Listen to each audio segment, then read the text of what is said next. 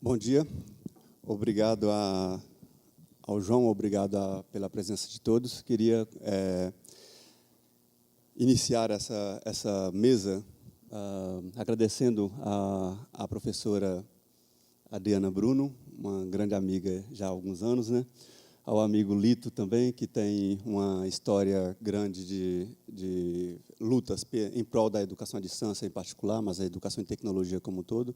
É um prazer e agradeço sinceramente pela participação na mesa.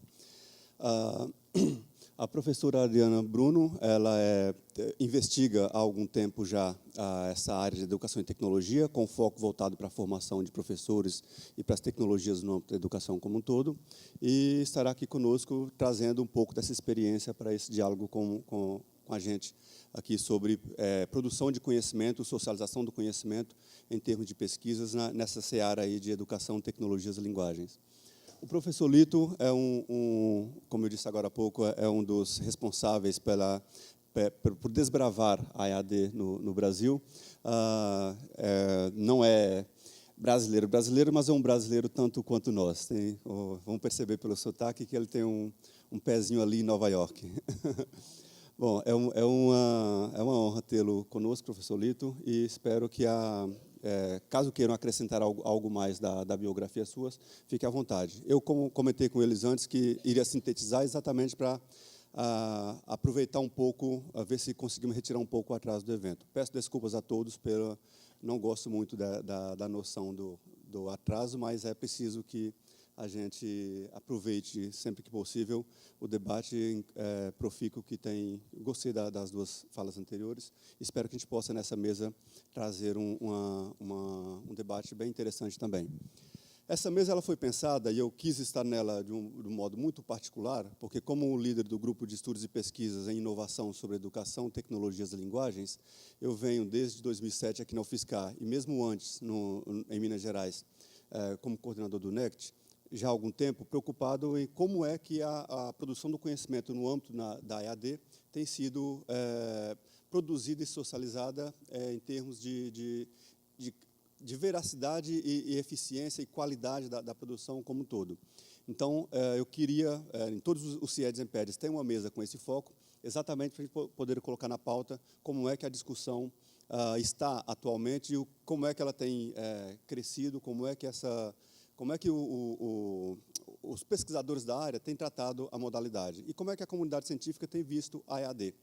Quando eu vejo, por exemplo, uma Amped não ter um eixo, um GP, que volta para a educação e tecnologia, isso me diz algumas coisas. Quando eu vejo alguns outros eventos importantes, já incorporando, a exemplo do ENDIP, isso me diz algumas coisas. E como é que, ao longo da história, essa produção do conhecimento e essa aceitação pelo conhecimento foi tendo ao longo do tempo. Então, é um pouco com essa preocupação que essa mesa ocorre, e eu tenho aqui o prazer de passar a palavra para a professora Adriana primeiro. Pode complementar a sua apresentação na medida que você se sentir a necessidade. O mesmo vale para o professor Lito. E aí temos, então, em torno de 35, 40 e poucos minutos para cada um. E bem à vontade. Okay, obrigado e sejam bem-vindos a plateia e os colegas aqui. Bom, eu quero, de antemão, agradecer muitíssimo o convite do Daniel, da Aline, né, do João, dos organizadores aqui do evento. É sempre um prazer, né, estar nessa instituição, na UFSCar, né, que é uma parceira de diálogo. E, então, eu acho que complementar um pouco a minha fala, né, eu acho que vai se construindo na medida do que eu sou, né? Na medida em que eu vou apresentando aí para vocês um pouco do que a gente tem discutido, né? Então, vou colocar aqui minha apresentação.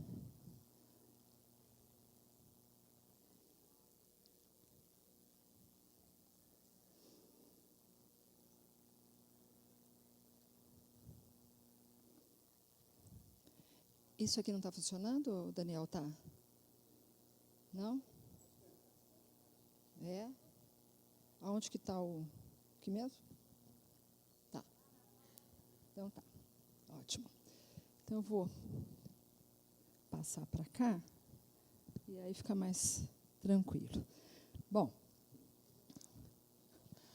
então, participar dessa mesa, né, com a surpresa de dividi-la com quem admiramos, né, com o professor Lito, que faz parte da história de todos nós, é uma honra e um desafio, né? E quanto mais antecedê-lo. Então, bom, a mesa que tem como foco a pesquisa e a produção, ela me trouxe a oportunidade de apresentar um pouco desse processo, né, que a gente vem desenvolvendo desde meu mestrado, né, e desde a minha formação, tá, com essa área que o Daniel colocou, né.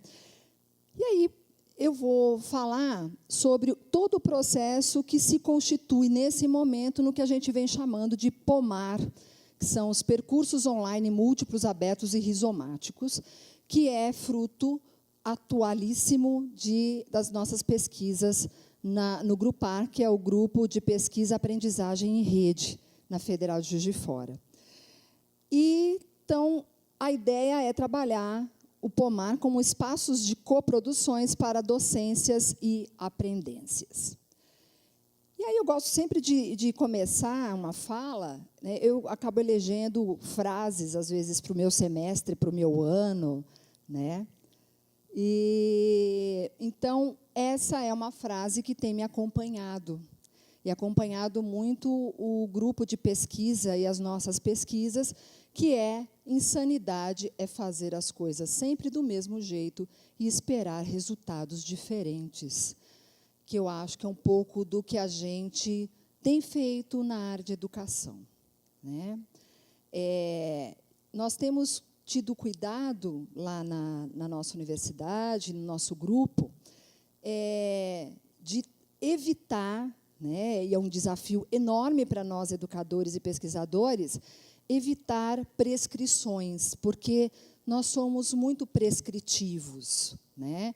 Nós fazemos movimentos de modo que dizemos aos outros como fazer, né? Que teoria usar, como pensar, mas o nosso fazer é comprometido, né? A gente tem uma grande dificuldade no fazer, e daí a minha pesquisa para a Eliane e a Ruana, no sentido, né, do que efetivamente significa esse processo do fazer, né? Então, eu tenho buscado muito, eu acho que é legal a gente ficar um pouco com essa frase na cabeça. E aí, eu acho importante a gente, já que vamos falar de pesquisas, e eu vou apresentar, situar alguns conceitos, na realidade, que têm sido construídos nesse nosso processo nos processos de investigação do nosso grupo.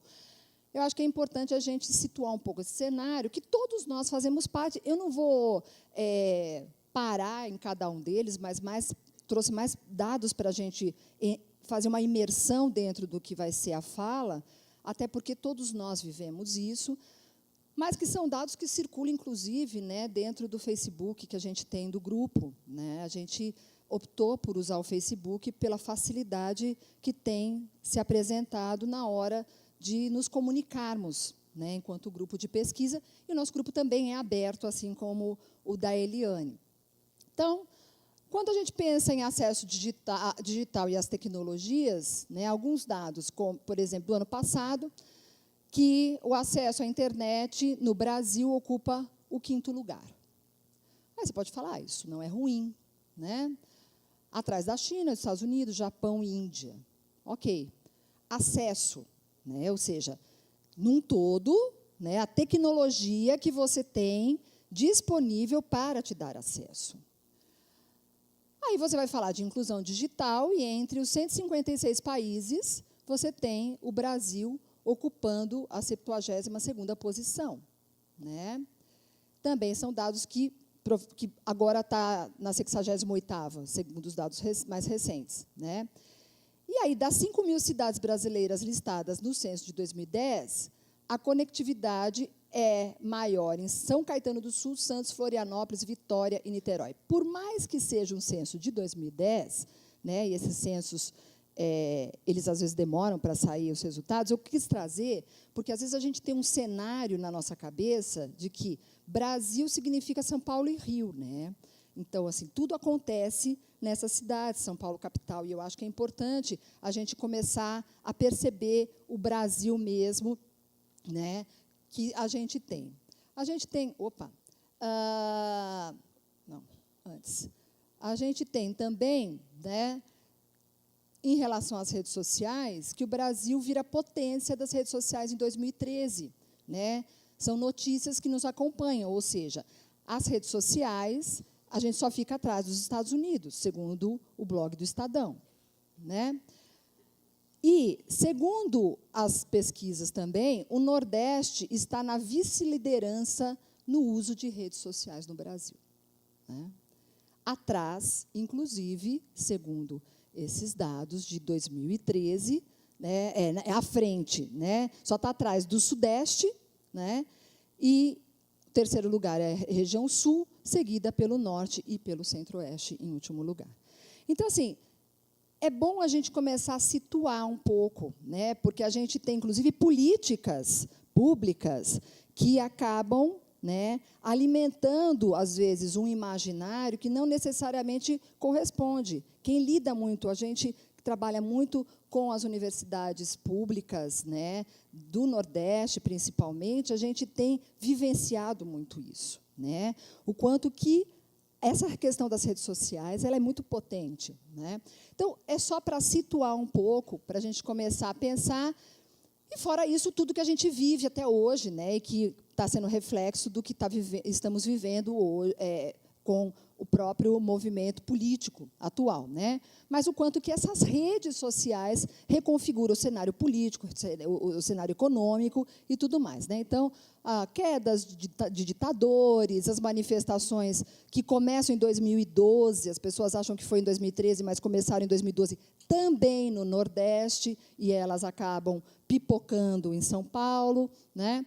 E ações organizadas contra a corrupção, os flash mobs, enfim.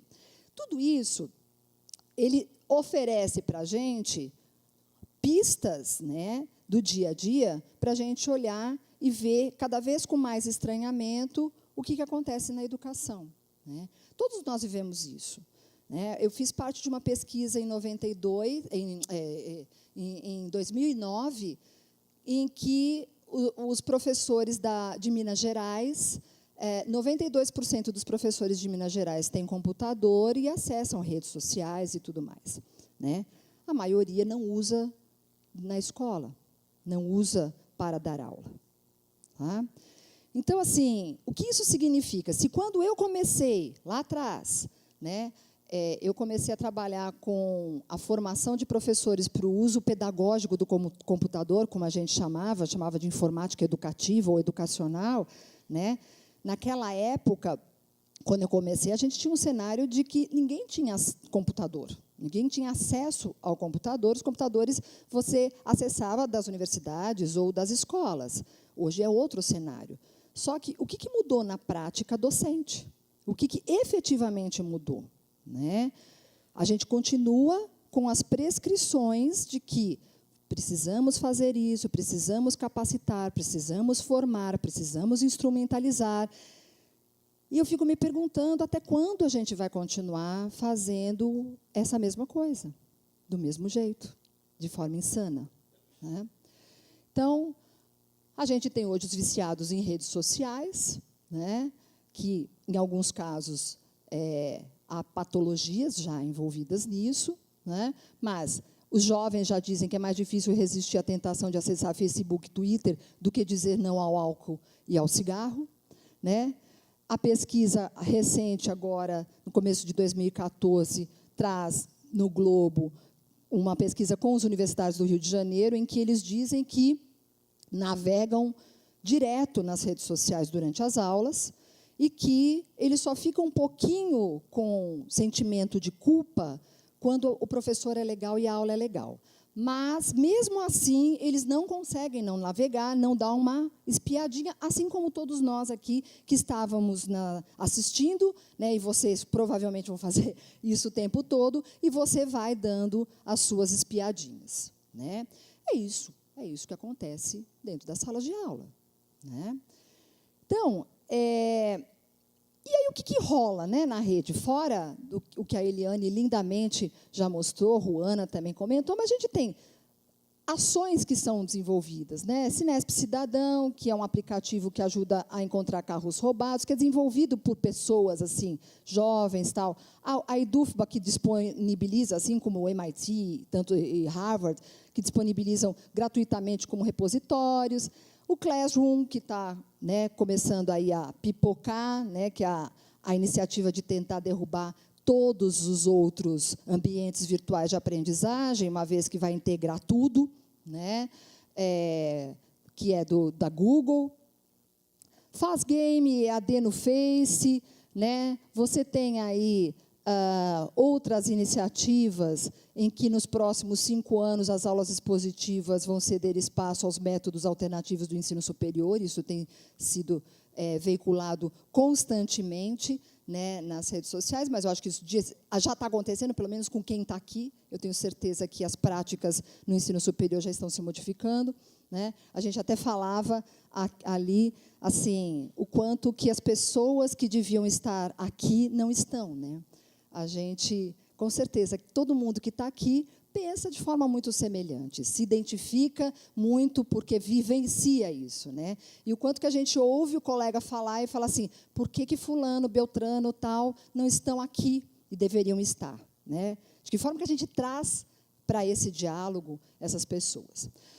Bom, tudo isso para situar que a gente não tem como mais, né, viver uma educação e uma escola da forma como estamos vivendo, né, totalmente apartada da sociedade. O problema é, a escola é apartada e nós estamos nela. Isso significa que nós somos sujeitos sociais de um jeito, e quando entramos na academia ou na escola, ainda que pensemos de forma diferente, a gente veste aquela roupa, né, e age de forma muito semelhante, ainda que tenhamos discursos críticos e prescritivos. O quanto que temos dificuldades para mudar a prática, né? Então, assim, nós continuamos formando professores para atuarem da mesma forma, né? Infelizmente, a gente, sim, temos práticas diferenciadas. Eu vou falar das minhas, Eliane trouxe as dela, tal, mas, assim, por que isso tudo? Uma coisa que me incomoda, quando a Ruana fala, a minha grande questão é a aprendizagem, a minha questão também eu começo a pesquisar, porque eu queria descobrir como é que eu aprendo, né? E eu entendo o processo de pesquisa como algo endógeno mesmo, né? Assim, é pessoal, né? Você tem que... A pesquisa é sua, né? Mas como é que a gente consegue fazer isso? Então, eu trouxe alguns conceitos que eu vou passar por eles de forma muito rápida, porque já falei isso em outras ocasiões e já estão publicados, né? Mas a gente pode conversar mais se alguém quiser, mas para que a gente possa dialogar aqui que mudanças efetivamente podem ser feitas para que a coisa aconteça, né? Para que a gente, de fato, consiga transformar. Eu, particularmente, tenho feito algumas coisas na minha sala de aula, só que são ações que são minhas com alguns colegas mais próximos. Mas eu tenho um grande desafio, que é mudar a faculdade de educação, né? E não seria tão difícil, talvez, mudar uma faculdade de educação pública. A gente tem tudo que a gente poderia ter. Nós temos profissionais críticos, qualificados, questionadores, inquietos, e a gente não consegue mudar a faculdade de educação. A gente fala que a escola tem que ser diferente, e a faculdade de educação é igualzinha à escola. As carteiras continuam do mesmo jeito, o máximo que a gente faz é rodinha, né? Mas continuamos, né? No máximo, eu também vou para debaixo da árvore, levo, tal, você sai desse cenário. Mas a questão é outra, é de base. Então, o nosso grupo ele tem trazido muito essas questões, né? Essa inquietação, porque, como o grupo é aberto, eu tenho no grupo professores da rede pública, da rede privada, da educação infantil, as séries iniciais do ensino fundamental, séries finais, ensino médio, pessoas de várias áreas, né? E a inquietação permanece, né? Porque todos nós estamos envolvidos. E aí, então, a gente começa a falar de educações que ocorrem na cultura digital e em rede, né? Na cultura digital, e hoje eu falo muito de educação na contemporaneidade, porque eu também partilho, né, da premissa que não há como fazermos cisões, não há mais o ou, mas sim o e.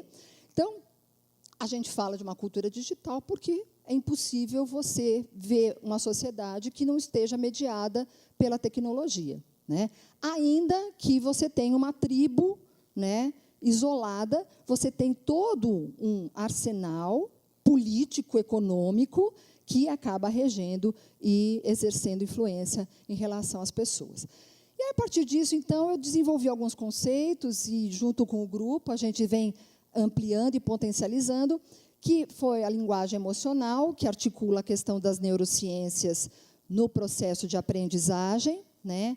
Entendendo que você não consegue aprender se não estiver mobilizado emocionalmente, e isso as neurociências trazem cientificamente comprovado, como a gente gosta de dizer. Então, assim, se você tiver uma lesão que afete a parte do teu cérebro potencialmente responsável pela emoção, você não vai conseguir ser racional. Então, é uma bobagem você achar que você pode desprezar e que você pode continuar com esse racionalismo, né, latente que nos impulsiona, né, e faz com que as nossas práticas sejam baseadas dentro dessa racionalidade. Então, a partir daí, você tem que compreender o quanto que a sua linguagem interfere no outro. Nós somos indutores de emoções. Se eu sou indutora de emoção, dentro de qualquer espaço, e também cada um de nós então vocês também interferem nas minhas emoções, isso pode abrir um canal para aprendizagem ou não, né? Pode potencializar os processos de aprendizagem ou não. E isso é muito importante por quê? Porque, fundamentalmente, se a gente souber usar esses canais como docentes e como pesquisadores, como educadores, a gente pode transformar muita coisa, né? Só que a gente nem sempre se dá conta disso. Então, basicamente, a linguagem emocional fala disso, da linguagem usada. A questão dos letramentos digitais, que eu acho que todo mundo já tem explorado bastante, mas hoje a gente fala, inclusive, com o pessoal da comunicação, da FACOM, lá da Federal, o quanto o pessoal da área de comunicação tem trazido muito questionamento para a gente em relação a esse letramento, que ele restringe muito na escrita, né, por conta da sua gênese, e eles estão preferindo usar a literacia, porque entendem que a literacia ela é mais ampla e ela acaba integrando as múltiplas linguagens, né, e não se restringindo só ao espaço de um letramento da escrita, da cultura da escrita. Um outro conceito que é interessante a gente partilhar é a mediação partilhada. Eu trabalho, né, há muito tempo com adultos, e quando eu pergunto como é que eu aprendo, eu estou perguntando como é que meus alunos aprendem, como é que meus orientandos, como é que todos nós que aqui estamos aprendemos. A gente teve uma formação para a docência muito centrada em teóricos que estudavam aprendizagem infantil e de jovens. E pouco tivemos em relação à aprendizagem do adulto, nós todos. Se a gente entende que vamos aprender o resto da vida, ok, como é que eu aprendo e vocês aprendem? Né? E é isso é esse o desafio que eu venho desenvolvendo nas minhas pesquisas. E, a partir disso, eu não posso ter uma ideia de mediação como algo hierarquizado, né? Eu continuo promovendo situações para que você, que é um adulto, que tem uma história, que tem suas experiências, aprenda comigo. Não. Eu tenho que trabalhar de uma forma colaborativa, efetivamente. Então, daí a ideia de partilhar, ou seja, de eu conseguir o tempo todo sair do meu papel e ser comediador ou me permitir ser mediado pelas pessoas que estão à minha volta, sejam alunos, sejam meu grupo de pesquisa, seja qualquer pessoa que esteja ao meu lado, em contato comigo. Então, isso é um exercício que nós temos desenvolvido dentro do grupo de pesquisa. Nosso grupo, quando eu perguntei a questão de como é que surgem as pesquisas, e claro que as pesquisas no grupo também surgem tanto das demandas dos alunos ou dos orientandos e das pessoas que frequentam, quanto das minhas, mas nós temos uma dinâmica. Sempre me incomodou que o grupo fosse formado para ter aula comigo. Porque eu tenho uma necessidade muito grande de interlocução, né? E aí eu ficava muito inquieta, porque eu ficava assim, bom, todo mundo está esperando que eu prepare um texto, que eu ofereça alguma coisa. E eu vou aprender como, né? Eu quero o retorno. Então, nós temos uma dinâmica hoje no grupo que tem dado bastante certo, em que cada um é responsável por tocar alguma coisa no grupo, por levar, por preparar, por escolher texto, por escolher vídeo, por escolher... Então, assim, as pessoas efetivamente são... O grupo não é da Adriana, o grupo é de todo mundo que frequenta, né? Então, já aconteceu de eu estar num evento, de eu estar viajando, nem sempre é possível você ter esse contato online, e o grupo continua acontecendo. Eu não preciso estar fisicamente ou virtualmente no grupo para que ele aconteça, porque o grupo é das pessoas. E isso a gente tem conquistado. É algo muito difícil, porque as pessoas elas tendem a se acomodar e esperar que, ok, o que a Adriana vai ensinar, ou o que a pessoa que está ali naquele papel tem para oferecer. E a gente tem conseguido mudar esse cenário. Então, quando a gente muda esse cenário, as pessoas passam a mudar suas atitudes em relação ao que elas fazem, tanto dentro do grupo quanto fora do grupo, porque elas acabam mudando a própria dinâmica em seus espaços de aprendizagem. Então, a partilha ela tem o tempo todo permeado as minhas ações, inclusive dentro da sala de aula, com graduação, com pós-graduação, né? Então, assim, eu o tempo todo fico saindo um pouco do meu papel e trabalhando com o que eu chamo das lideranças emergentes, né? Ou seja, as emergências que aparecem nesse cenário. Então, e aí aparece, então, a noção de redes rizomáticas, dentro dos estudos que a gente faz de Deleuze e Guattari, no caso dos rizomas, né, mas também da filosofia da diferença e também da teoria ator-rede, a gente vai linkando tudo isso. Porque o grupo, como eu costumo, estava até brincando com o pessoal, que eu só sou fiel ao meu marido, porque eu não consigo ser fiel a um único autor ou teórico. Eu sou muito curiosa e eu tendo a querer saber o que está acontecendo em outras áreas, né? Então, a gente, do ponto de vista metodológico, teórico, epistemológico e metodológico, o grupo acaba se constituindo como não tendo uma filiação única teórico-metodológica, né? Até porque, do ponto de vista metodológico, nós entendemos que quem traz o processo metodológico não é o pesquisador, é sim a pesquisa, né?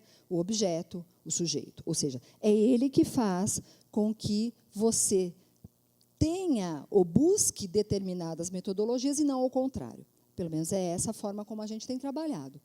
E é uma forma que nos dá muita liberdade para experimentações e para muitas aprendizagens.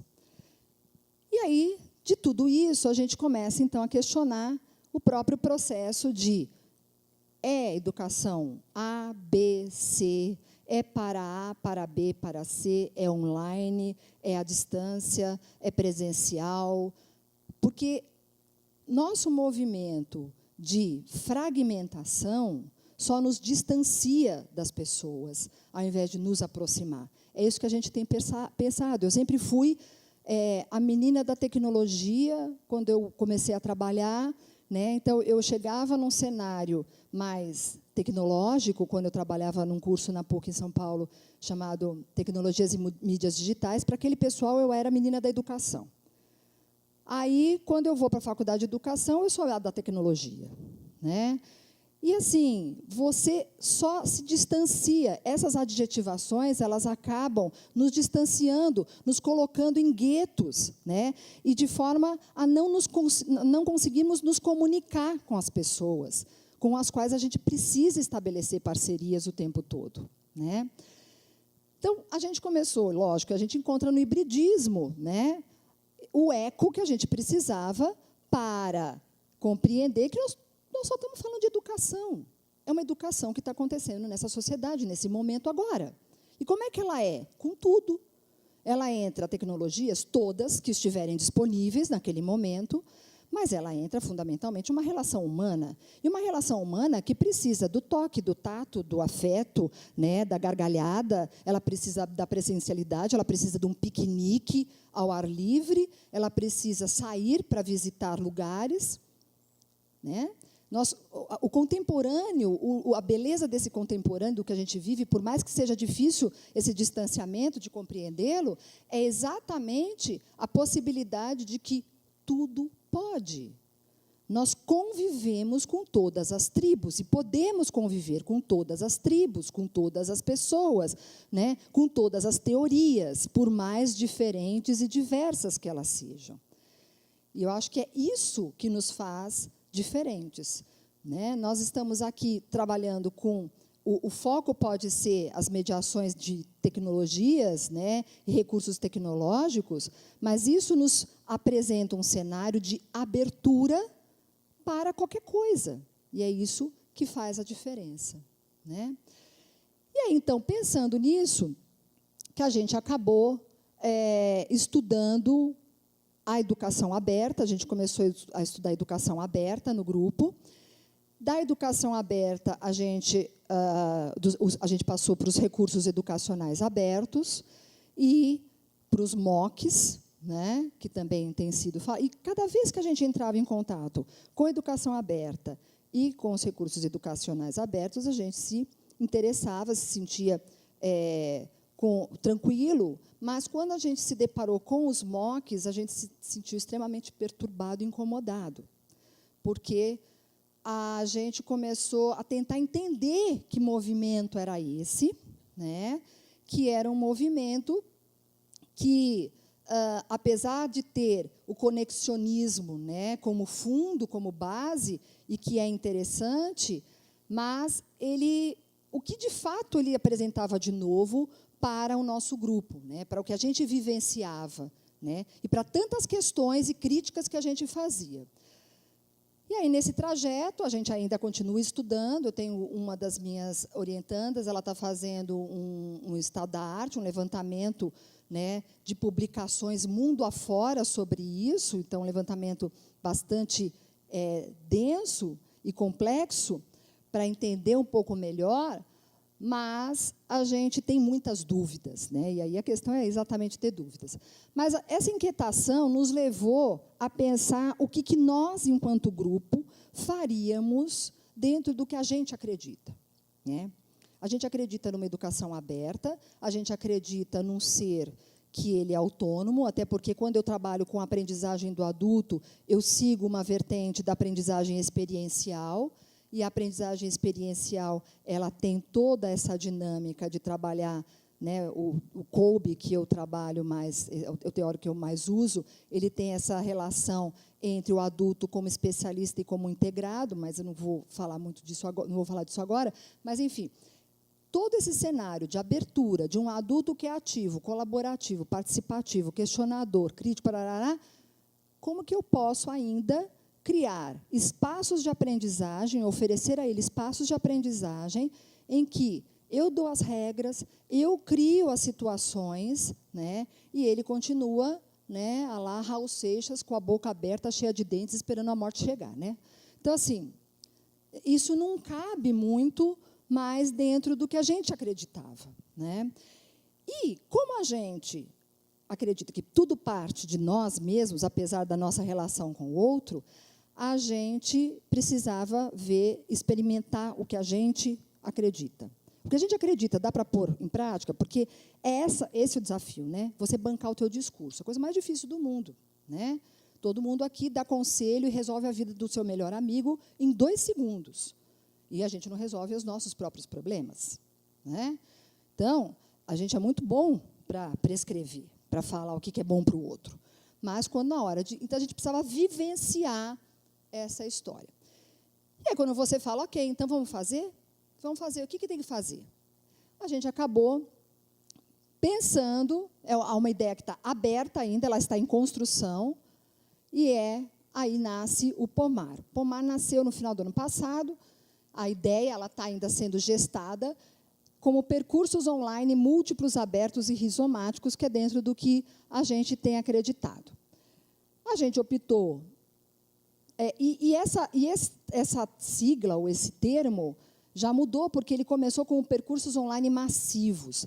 E por que ele começou como massivos? Porque nós tivemos lá na nossa universidade a presença da professora Stella Piconesi, ela foi participar de uma banca, de uma orientanda minha, e ela trouxe a questão do que ela entende por massividade, porque massividade para comunicação é o O, né? E a gente já refutava isso, até essa palavra dentro da sigla MOOC, a gente já questionava.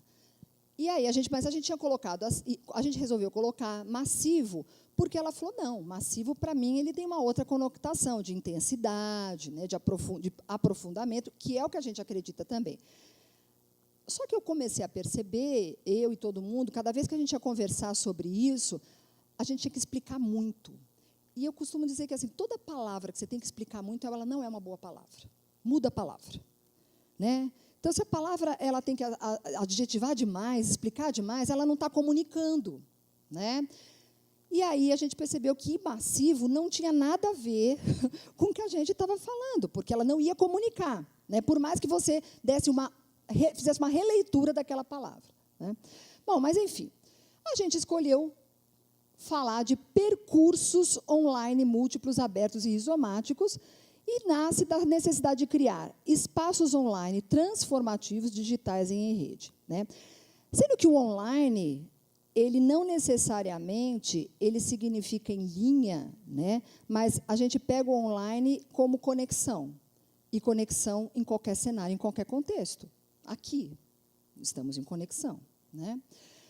Abertos para qualquer pessoa que tenha interesse nos temas disponíveis. Múltiplos, no sentido de possibilitar níveis diversos de intensidade e aprofundamento das temáticas, conteúdos, ideias tratados com qualquer pessoa. E percursos, porque a gente não queria fazer curso. A gente entende que nós somos adultos, quem vai trabalhar com isso são adultos, e cada um que cria o seu percurso, né? Então, a ideia do Pomar não é um ambiente. A gente criou a ideia, né? A gente queria trabalhar com a ideia, e a gente até está materializando isso, do nosso modo. Mas a proposta é a gente pensar em criar espaços do jeito que qualquer um quiser criar, desde que ele seja efetivamente aberto, muito aberto, extremamente aberto, dentro de tudo que é possível. Nossa, como passa rápido a hora aqui. Então, o Pomar não é um curso, é um percurso. E ele converge tanto com a educação aberta e com REA, né? Ele não possui começo, meio e fim. Por quê? Porque quem faz o Pomar, ele começa por um grupo ou por uma pessoa, só que ele ganha a rede. Então, a rede toda, ela alimenta o Pomar, não só com questões, mas com materiais, com conteúdos, e assim vai, né? A própria rede retroalimenta o Pomar. E ele pode ser de qualquer tema, com qualquer material. Ele não tem que ter restrições. Ou seja, eu vou criar, como a gente criou o Pomar Docências, em que tudo que versar sobre docência cabe naquele Pomar, então é um Pomar praticamente infinito. Mas, assim, eu não posso barrar alguém que queira trazer uma temática com a qual eu não comungo do ponto de vista teórico, porque é aberto. Alguém pode comungar e convergir. E, então, não oferece certificação, porque não é um curso, é um percurso. Não está necessariamente vinculado a uma instituição, porque qualquer pessoa pode fazer. São destinadas às pessoas que querem produzir e ter acesso a conhecimento, socializá-los e criá-los, né? Como se fosse uma coisa bem... É rizomático, por isso, daí a questão do rizoma, né? E você não sabe o que vai dar, porque é isso que é o grande barato do rizoma. Então, abertura plena e trabalhar com a mediação partilhada, porque não tem um mediador. Todo mundo é mediador. Se quiser mediar, né? Então, a gente busca processos interativos e rizomáticos, percursos dinâmicos e assim vai. Bom, eu vou só avançar um pouco, porque eu já recebi lá a plaquinha vermelha, mas eu quero trazer um outro conceito que está dentro do grupo sendo gestado agora, trabalhado agora, junto com o Pomar, que é braconagem. porque ele vem ao encontro exatamente dessa ideia de abertura e de transgressão, que é uma palavra que foi aportuguesada do francês, né?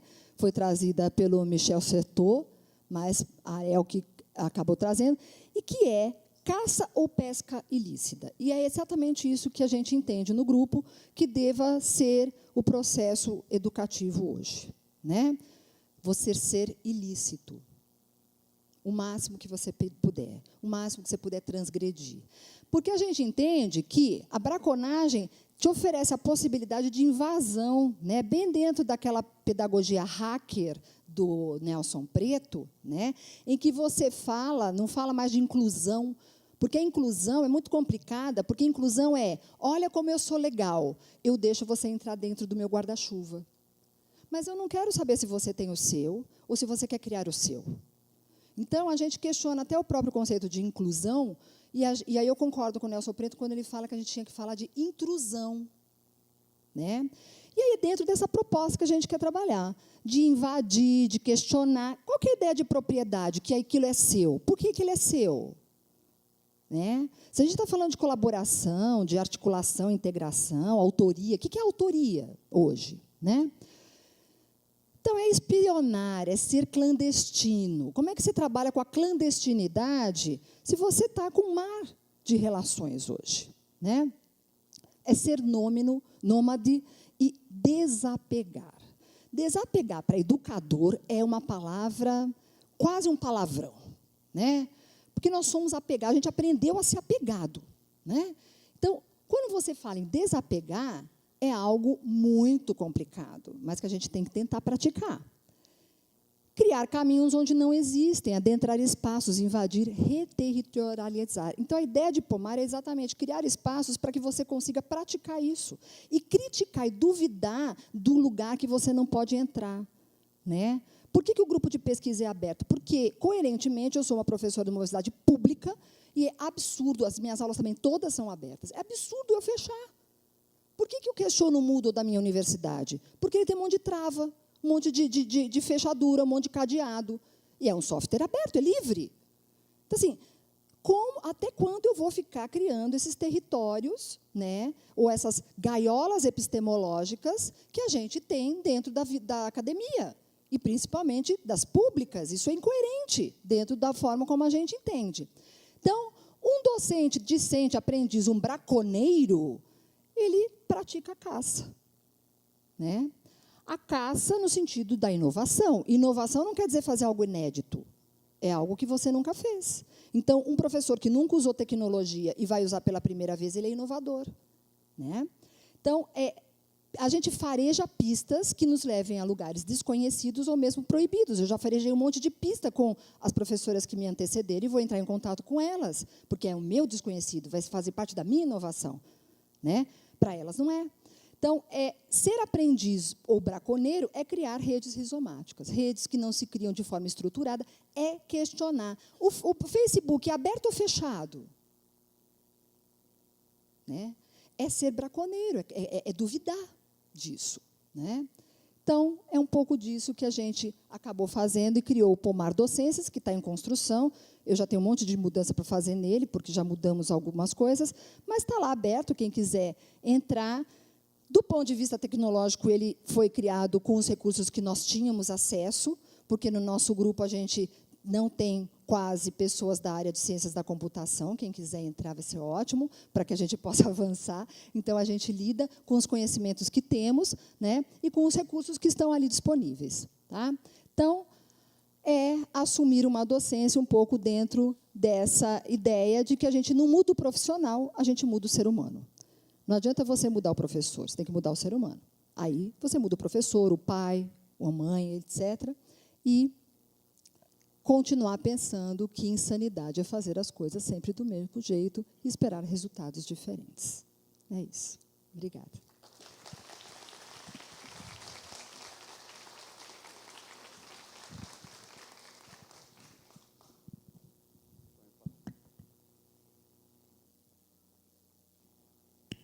Passa a palavra ao professor Lito, então, para fazer sua exposição.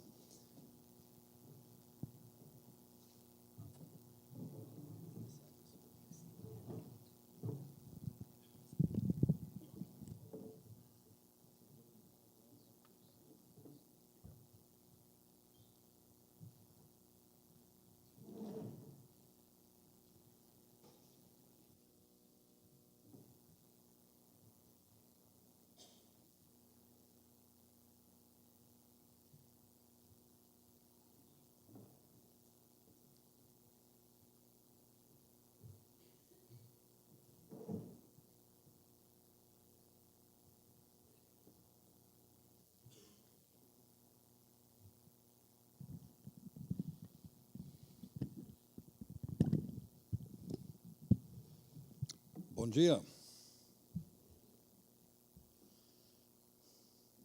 Os protocolares, muito obrigado, Daniel, pelo convite.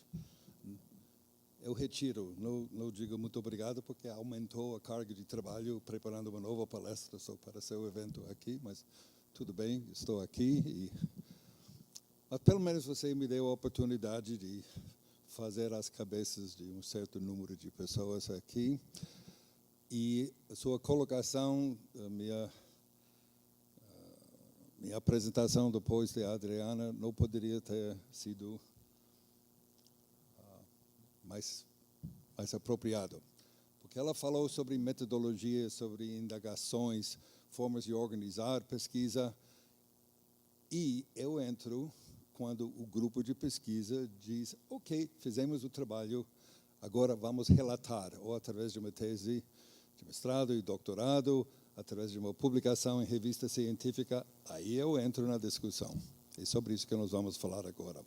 Primeiro, algumas palavras de propaganda para a nossa associação. A comunidade acadêmica dos profissionais de educação à distância no Brasil é a ABED, a Associação Brasileira de Educação à Distância.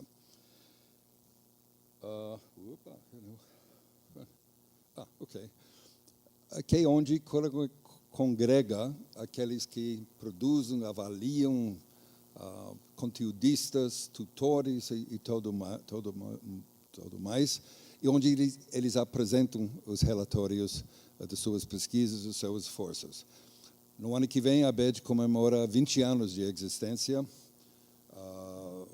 Uma sociedade científica sem fins lucrativos, tem 3.600 associados, dos quais aproximadamente 50% são acadêmicos, professores universitários, 30% do mundo corporativo, Petrobras, Banco do Brasil, muitos Fiat, Volkswagen, todos estão usando a educação à distância, e governamentais.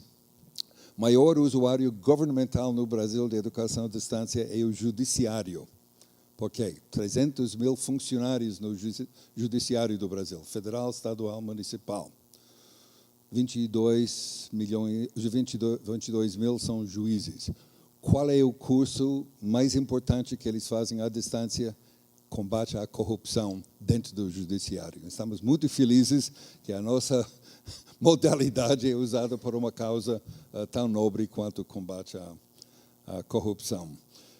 Forças Armadas, todos usam assim adiante. 10% dos nossos associados vêm do sistema S, Senai, Senac, SESI, etc. E eles usam educação à distância desde a década de 40 do século passado, Universidade do Ar, do Senac, assim adiante. E os outros 10% ONGs, bibliotecas, museus. Somos associados ao Conselho Internacional de Educação à Distância, com sede em Oslo, e a SBPC aqui no Brasil. Todo ano, faz 18 anos, eu acho, a ABED participa ativamente com mini-cursos e mesas redondas, simpósio do SBPC. E nossa missão é melhorar a qualidade de educação à distância de todas as suas formas. Vai no nosso site, você vai ver uma listagem atualizada semanalmente, mais de 3 mil cursos de educação à distância em todas as áreas de conhecimento. Temos uma revista online e em papel, que agora vai ser trilingüe, todos os artigos em inglês, português e espanhol, editado pelo Carlos Belchowski, da Universidade Federal do Rio de Janeiro. E temos um acervo disponível para o público em geral, de mais de 2.000 trabalhos científicos que foram apresentados em nossos congressos, sobre custos, pedagogia, tecnologia, assim adiante, à sua disposição. Temos quem em educação à distância, se você está procurando um consultor, e através do convênio com o Commonwealth of Learning, no Canadá, temos traduzidos para português um monte de livros sobre como fazer educação à distância. Também, quando houve uma explosão de alunos universitários em educação à distância no Brasil, um acréscimo em mais ou menos 6, 8 anos de 900%, e não tinha livros que ensinam como fazer educação à distância, só tinha livros de blá, blá, blá, de política que não ajuda diretamente. A nossa associação resolveu fazer um livro só autores brasileiros, 63 capítulos sobre como usa rádio, televisão, internet e assim em diante. E, para nossa surpresa, ganhou o prêmio Jabuti da Associação de Editoras do Brasil. O sucesso do primeiro volume nos provocava a fazer o segundo volume com novos autores, novos capítulos. Também, anualmente, fazemos um censo de todas as atividades em educação à distância corporativa e acadêmica, e vocês têm na sua sacola aqui nesse evento a última versão que foi distribuído no ano passado. E se vocês vêm para o nosso congresso daqui 2 semanas em Curitiba, você vai receber a nova edição do censo em inglês e português, bilíngue, para que os gringos sabem o que nós estamos fazendo aqui. Eu olho para vocês, gringos, aqui na frente. Então, eu não sou gringo mais, né? Apesar do meu forte sotaque pernambucano, eu não me chamo de gringo. Fala, Daniel. Me permita um parênteses para agradecer publicamente que é o professor Lito pela sessão que nos brindou com esse anuário que está na pasta da maioria dos colegas que estão aqui presentes. Muito obrigado, professor. É um prazer. Prometo não dar prova sobre o conteúdo no nosso próximo encontro, viu? Pode ficar tranquilo. Mas a nova edição, com dados de 2013, sai daqui 2 semanas. E já fizemos uma vez o Campus Computing Report, que é um relatório de como as universidades no Brasil, públicas e privadas, usam tecnologia de informação. Talvez a gente faça isso de novo no futuro. E como eu disse, daqui 2 semanas, nosso 20º congresso em Curitiba, deve ter 2.000 pessoas. Tivemos 2.000 pessoas no ano passado na Bahia. E entre os ilustres conferencistas vem Stephen Downes, do Canadá, que é o inventor, com George Siemens e outros, do conectivismo, que a Adriana já falou, acho que hoje de manhã. E um dos inventores dos MOOCs também. Então, ele vai estar à nossa disposição todos os dias. E tem pessoas da Ásia, Europa, América do Norte.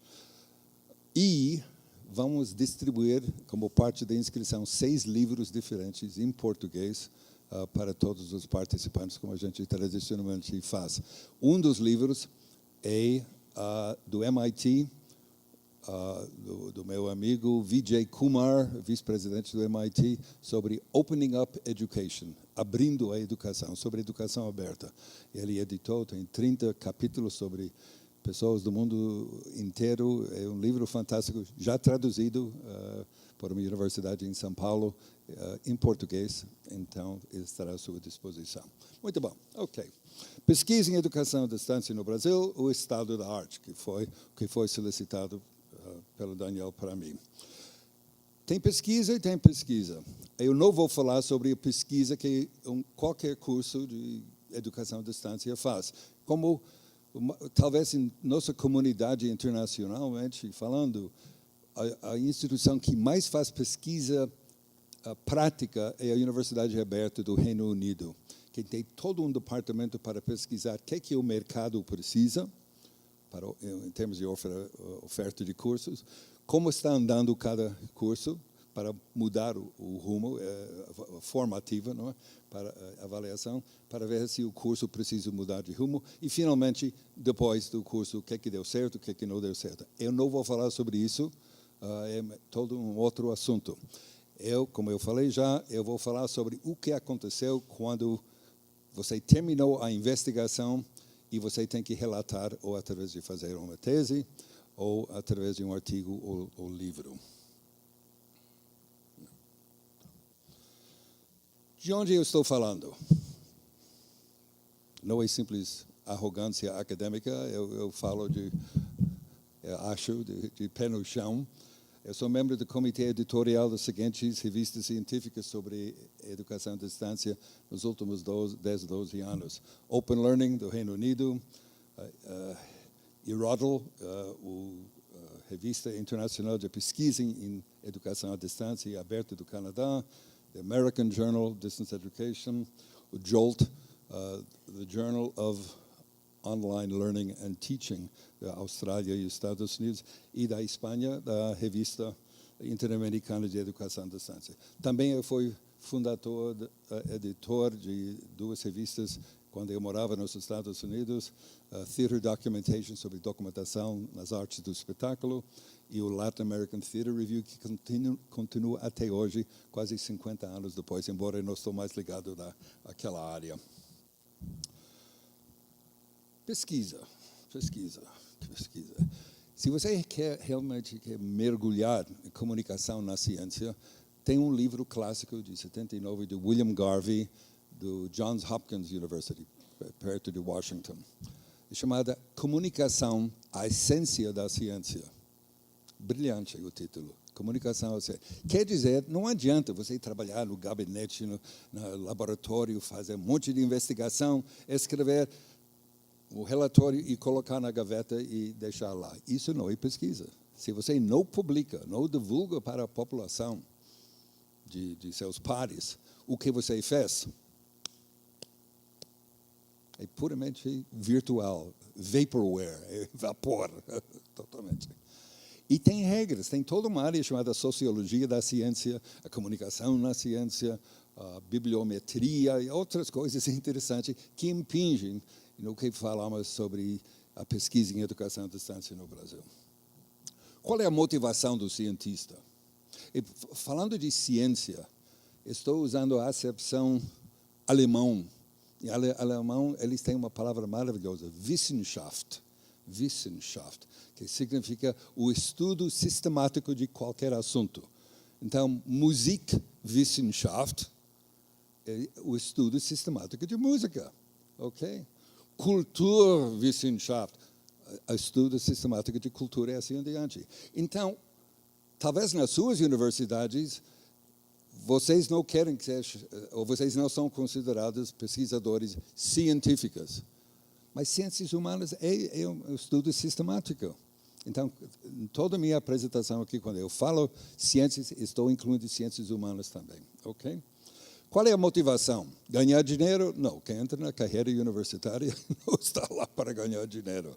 Se, eventualmente, por um acidente, ou uma certa organização tipo máfia, ele ganha o prêmio Nobel ou vende um patente, isso já é outra coisa. Mas não é comum, não é? A motivação é gozar de uma boa reputação com seus colegas, de ser inventor de uma teoria. E um dos problemas que a gente vê em nossa área, como em outras áreas, cada pesquisador tenta ficar famoso, inventar um novo termo, seja para uma coisa antiga ou uma coisa nova, não importa, é um pouco promíscuo esse negócio de inventar nomes para aumentar a sua fama. Porque fama traz poder. Fama significa que quando você pede apoio financeiro das FAPESPs da vida, do CNPq, eu trabalhei 12 anos antes de vocês, muitos de vocês nasceram, eu era consultor da CAPES e CNPq durante 12 anos, de 1974 até 85, 86, nas áreas de comunicações, artes e ciências de comunicação. Entende? Então, quando alguém pede recursos para pesquisa, a gente olha para o placar, que ele ou ela já publicou antes, etc. E se você publica em determinados lugares, isso te dá mais prestígio, isso te traz a fama e você pode se olhar no espelho de manhã quando você faça barba ou faça maquiagem e ficar satisfeito consigo mesmo. Sabemos que os gregos e romanos fizeram pesquisa, temos os resultados de muitas de suas investigações, mas foi realmente na Europa que a gente saiba. Eu nunca estudei o avanço da ciência na China, por exemplo. Deve ter tido um desenvolvimento bastante paralelo e similar. Mas no século XVI, os cientistas começaram a cansar de viajar de Pádua para Paris, de Paris para Londres, etc. E resolveram começar a escrever cartas um para os outros sobre suas descobertas. Então, quando as primeiras revistas foram formadas, tipo de publicação, eles tinham os nomes, cartas em física, cartas em biologia, e ciências naturais e assim adiante. Então, essa tradição continua até hoje. Não, para entrar como autor de um artigo numa revista, você tem que passar pela filtragem de qualidade de seus pares. Cada revista tem um grupo de consultores, especialistas em todas as subdivisões da área, e se você passa por um avaliador e não em duas, você dança. Então, tem uma coisa na ciência, como em outras coisas, chamada ordem de bicagem. Em inglês, pecking order. Em alemão, Hochordnung. Ja? Que significa na galinheiro, é masculino, galinheiro, os galos mais fortes, todos os animais reconhecem, os galos mais fortes têm primeiro direito de bicar o milho que o fazendeiro jogou lá. E depois dele vem o segundo mais forte, depois o terceiro mais forte, e assim em diante. Isso existe em prestígio de universidades, em prestígio de revistas e tudo mais. E todo bom pesquisador tenta, quando ele termina de defender sua tese, publicar, ou desmembrado ou não, nas melhores revistas da sua área. Se for rejeitado, ele tenta de novo, e depois de talvez a terceira tentativa, sem sucesso, aí ele cai para a revista mais embaixo, depois, até que ele acha o lugar onde os artigos. Não, você tem que ter cuidado que você não publica apenas na revista da sua própria instituição. Porque a gente não confia na filtragem de qualidade feito in-house. Não? E aqui no Brasil, esse tipo de patrimonialismo e cupinchismo é rampant, a gente fala em inglês, existe em todo lugar. Se você quer real prestígio entre as pessoas mais importantes da área, publica na editora de uma outra universidade ou na revista de uma outra instituição, entende? Porque mostra que houve mais seriedade na avaliação do seu trabalho. Essa fragmentação de conhecimento que estamos vendo, agora vai ter uma revista para tutores, uma revista só de avaliadores, isso complica as coisas, complica para os catalogadores, os indexadores e certamente para os pesquisadores que acham difícil controlar o espalhamento de conhecimento em revistas em várias direções. Vamos falar sobre isso daqui um pouquinho. Não. Uma das coisas muito boas, eu lembro quando eu era aluno na Universidade de Califórnia, no segunda metade do século, década de 50 do século passado, todo mundo, informática estava começando.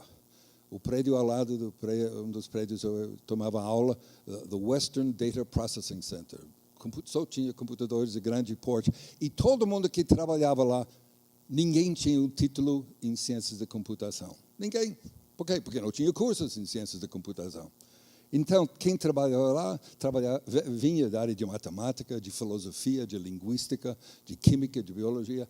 Era uma bagunça deliciosa, porque trazia paradigmas de diferentes áreas científicas, uma interdisciplinaridade maravilhosa, fertilizando a construção. Depois surgiram cursos de bacharel, mestrado e doutorado em ciência de computação, nada de novo. A mesma coisa está acontecendo em educação à distância. Poucas pessoas são formadas na área. Isso é muito bom, porque podemos ter as melhores ideias, melhores experiências para fazer coisas mais sólidas, baseadas em tradições acadêmicas mais antigas. Mas temos que fazer isso bem feito e não de uma forma frouxo, de uma forma sem critérios rigorosos. Temos um problema que a nossa herança portuguesa em educação não é das mais fortes. Enquanto a Espanha fez universidades nas suas colônias americanas no século XVI, gente. XVI. Mais tarde, XVI. Quer dizer, a Bolívia tinha uma universidade no século XVI. A primeira universidade do Brasil, 1922. Vou repetir, 1922. Por quê? Porque a coroa portuguesa proibiu a publicação de livros, revistas, criar a universidade de jeito nenhum. É um lugar perigoso, porque as pessoas pensam lá, eles poderiam pensar em derrubar o governo e assim em diante. E tem preconceito contra a educação à distância nas agências financiadoras aqui no CNPq, CAPES. A Adriana já falou sobre o problema da EAD que cai nas frechas. Quando a ABED, durante seus primeiros anos, pedia apoio para os congressos e publicações, primeiro foi mandada para a Comissão Julgadora de Educação. Não, isso não é conosco, tinha que mandar para a comunicação. Não, isso também. Então, onde fica isso?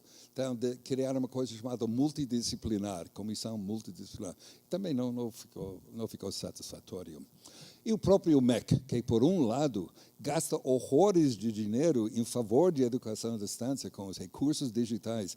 O AB, por outro lado, faz coisas desastrosas para a educação à distância, impondo um modelo único pedagógico para fazer os cursos, impedimento, estou estudando essa questão agora, o impedimento para a revalidação de diplomas do exterior que foram feitos à distância. Isso é absolutamente anticientífico, injusto, mas isso é assunto para outra fala. E a UAB? O Brasil foi o último país do mundo com população acima de 100 milhões de pessoas a criar a Universidade Aberta do Brasil. E a ABED lutou para ajudar a conseguir isso, que fosse criado, só que foi criado meio capenga. Primeiro, o AB não é uma universidade, é um consórcio. Tá bom, de boas universidades, está ótimo. E não é aberto. Todas as outras universidades abertas do mundo são abertas, significa que não tem vestibular. É inclusivo. Você tem que ter 18 anos ou mais. É uma universidade de segunda chance para pessoas um pouco mais velhas, 30, 40 anos, etc. Então, a porta tem que estar aberta, mas com rigor, no primeiro ano, no segundo ano, e os mais fracos, os alunos que têm mais dificuldade, caem fora, vão para outras coisas. Ok. As pesquisas produzidas até agora, em geral, no Brasil, sobre a educação à distância, mostram imaturidade, falta de rigor e provincianismo. E eu vou defender essas acusações. Quando eles são comparadas com pesquisas realizadas no mundo mais industrializado e vistas nas suas revistas científicas. Qual é a culpa disso? É nosso. Porque nós não ensinamos nas nossas universidades brasileiras como fazer pesquisa. O que significa isso? Então, como você pode esperar coisas melhores do que nós já temos? A culpa é nossa. Porque no passado, quando o mundo era mais simples, menos literatura, menos financiamento de pesquisa, menos de tudo, era um mundo menos complexo. E as pessoas aprenderam como fazer pesquisa através de bons cursos de literatura, de história, de matemática, etc. Era indireta. Você absorvia, porque você lia pesquisas. Você lia artigos e revistas científicas. Hoje em dia, quantos de vocês podem dizer que nos seus cursos o aluno obrigatoriamente tem que ler pesquisas publicadas em revistas científicas? Com o portal de revistas científicas da CAPES, não tem desculpa. Seus alunos de graduação e pós-graduação têm direito gratuitamente a ler artigos.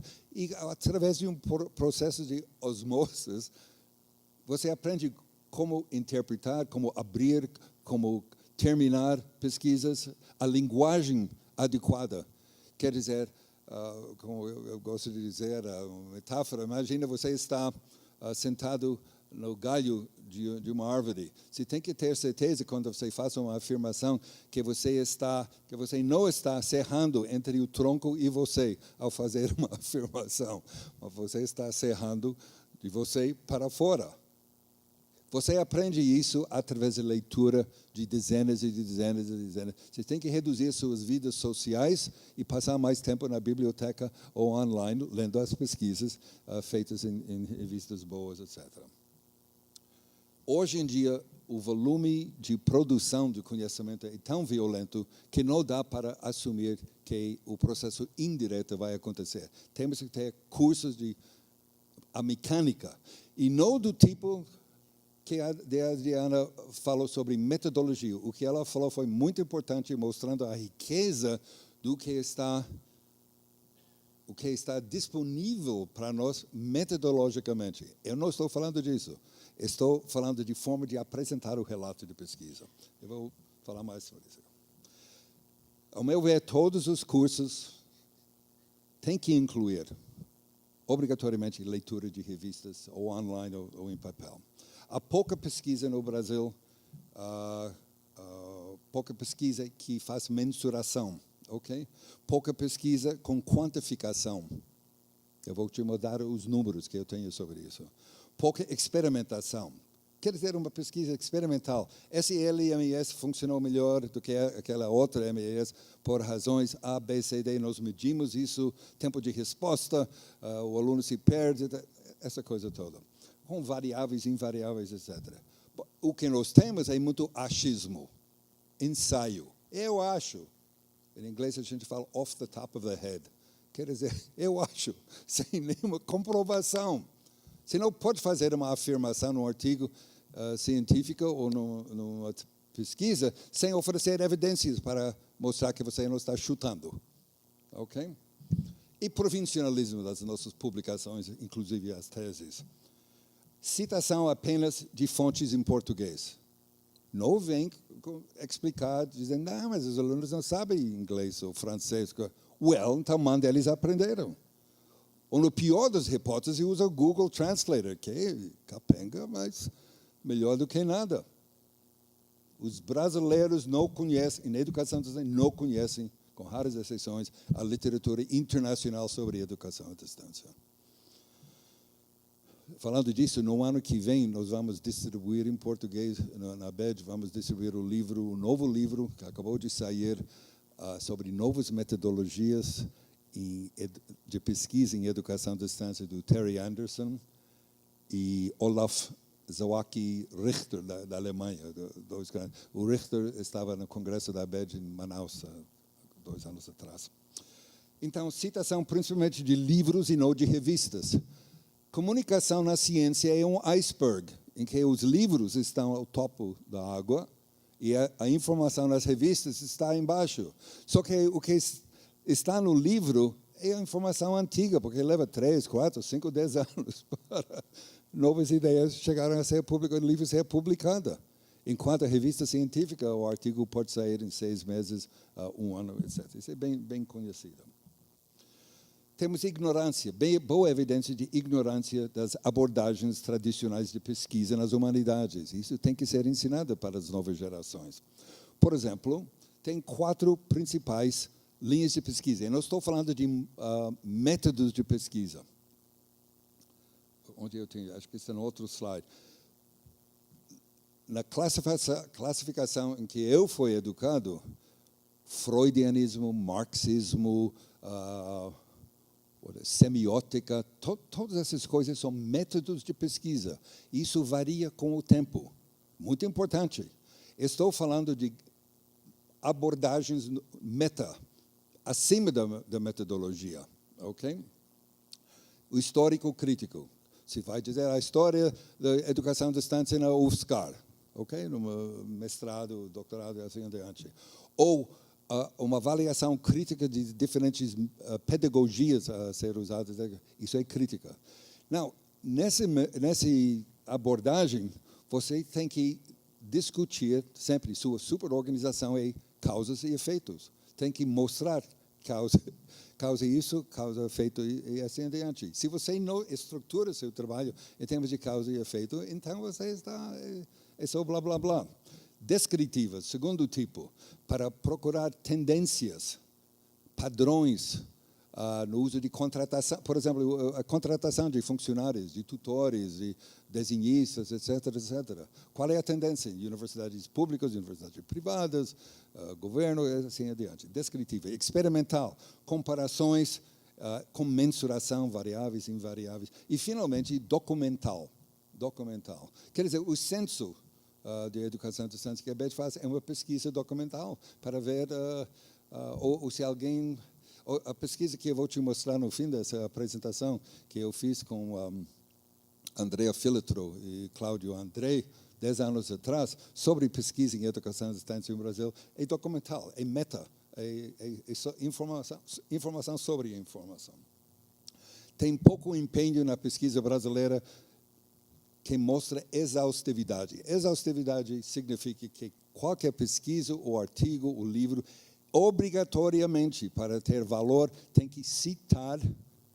Não precisa necessariamente usar pouco ou muito, mas tem que pelo menos citar para mostrar que você já passou por cima, que você está construindo em cima de uma coisa que você não está começando em medias res, não é? No meio das coisas. Você tem seu passado de pesquisador, está construindo em cima disso. Isso se vê muito pouco no Brasil. Muita gente faz chamada pesquisa, publica, mostrando ignorância total ou proposital do que já foi publicado antes. Pouco rigor na seleção de artigos por editores. Muitos editores de revistas em informática, em educação, outros, publicam qualquer coisa. Eles estão tão desesperados para artigos que eles são frouxos na admissão. Muito endogenia, já falei sobre isso. Você sabe que eu chamo de endogenia, como contratar seus próprios ex-alunos, eu chamo isso de incesto acadêmico. É a mesma coisa de só publicar artigos feitos em casa, artigos feitos na sua própria instituição. É mafiazinha, igrejinha, isso não serve cientificamente. Negligência sobre o uso de notas de rodapé. Nosso pessoal não sabe para que funciona uma nota de rodapé, uma bibliografia, etc. Sobre elaboração de resumo. Eu quase não uso mais o banco de teses da CAPES online, porque pelo resumo você não entende bolufas do que foi feito naquela tese.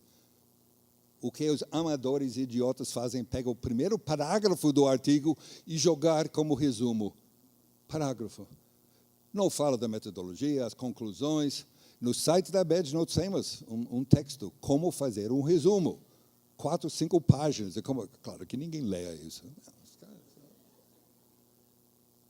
O Sérgio Franco, que eu adoro, ele me dá cada uma vez, ele me diz que o brasileiro é o único povo do mundo que luta pelo direito de desobedecer à lei.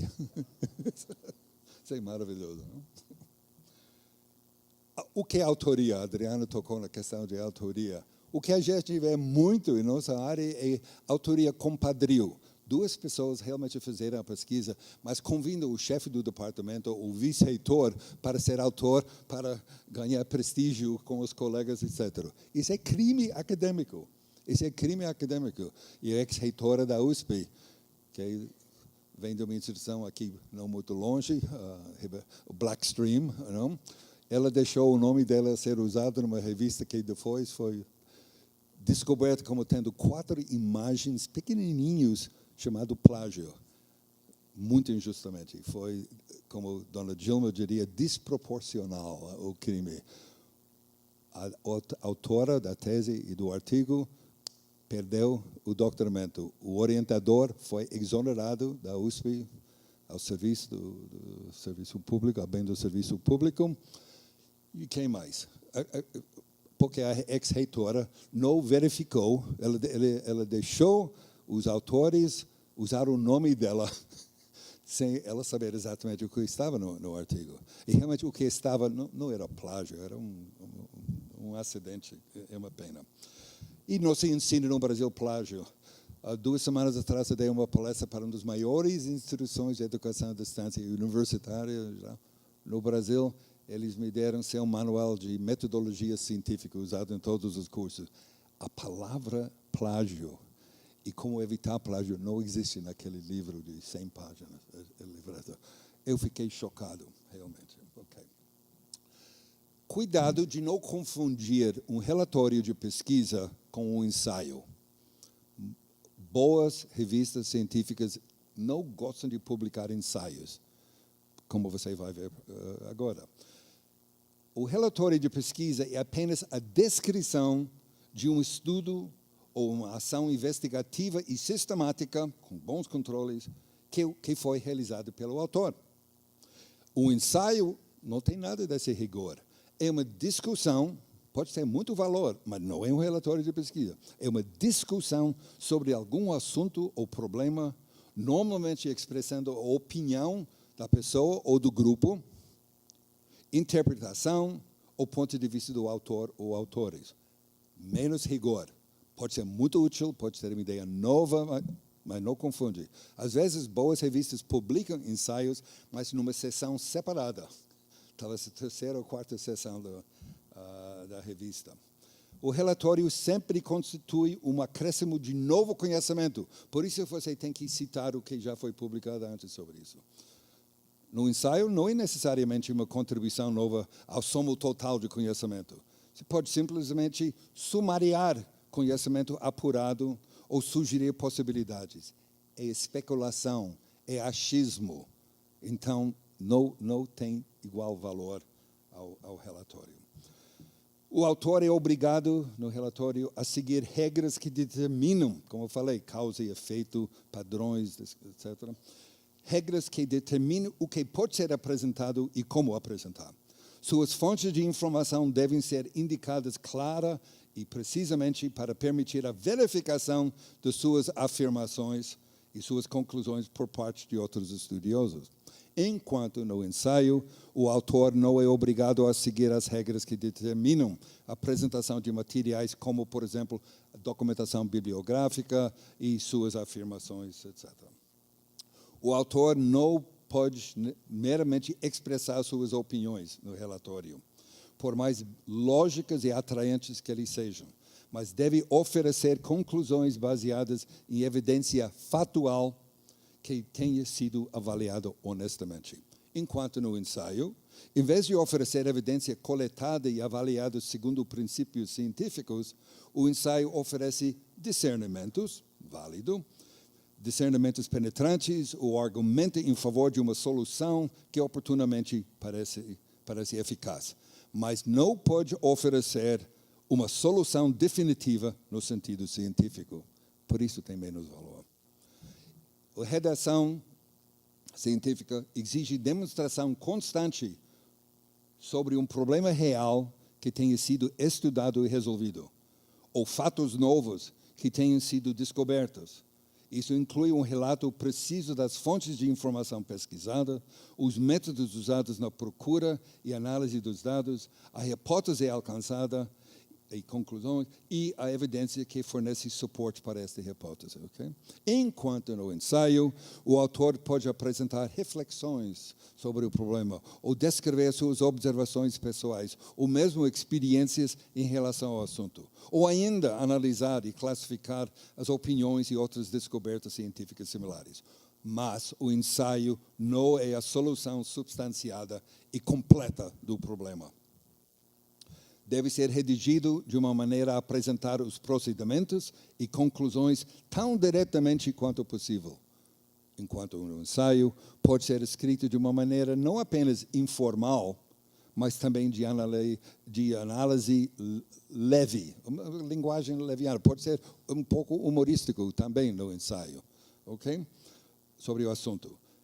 Não se obriga a fechar o assunto. E, finalmente, sua redação deve manter a objetividade, a mesma que orientou a coleta e análise das evidências, enquanto no ensaio, traços pessoais, certos toques de estilo e uma certa dose de informalidade são perfeitamente aceitáveis. Tem mais.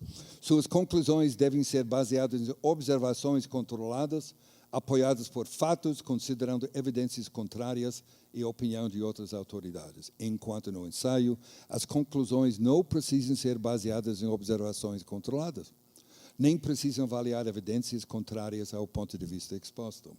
Seu propósito no relato de pesquisa é precisamente a comunicação de resultados da pesquisa empreendida.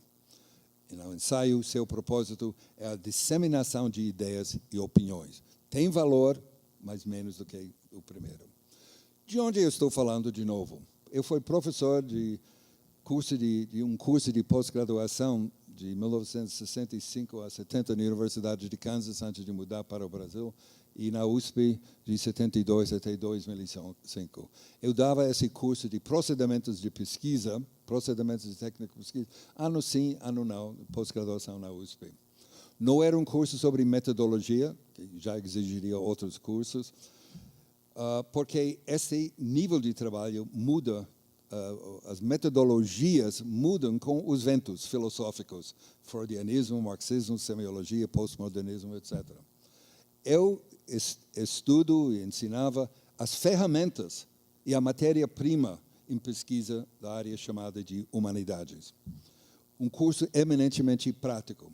O aluno terminava esse curso de um semestre com o primeiro ou segundo capítulo de sua tese já pronto para mostrar para o orientador, além da proposta da pesquisa que seria usado no memorial do exame de qualificação. Deixa eu te mostrar rapidamente, quase em conclusão, o conteúdo desse curso. A estrutura e funcionamento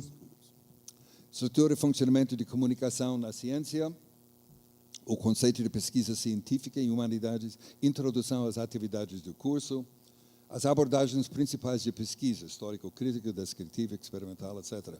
O planejamento do trabalho científico, a escolha de limitação do assunto, a elaboração de hipóteses, o esboço como instrumento de pesquisa, como estruturar e apresentar a proposta de um projeto de pesquisa, entidades governamentais e privadas que apoiam a pesquisa, o levanto bibliográfico e convenções de documentação, fontes nacionais e internacionais de informação científica, bibliografias especializadas, convenções de notas de rodapé de bibliografias, a coleta de dados, fichas de registro, de anotação, questionários, entrevistas, etc., análise dos dados coletados, a seleção crítica dos documentos ou dados, avaliação e interpretação de informação, falácias. E ninguém no Brasil. Eu tenho um ótimo artigo, procura no Google meu nome e argumentos falaciosos.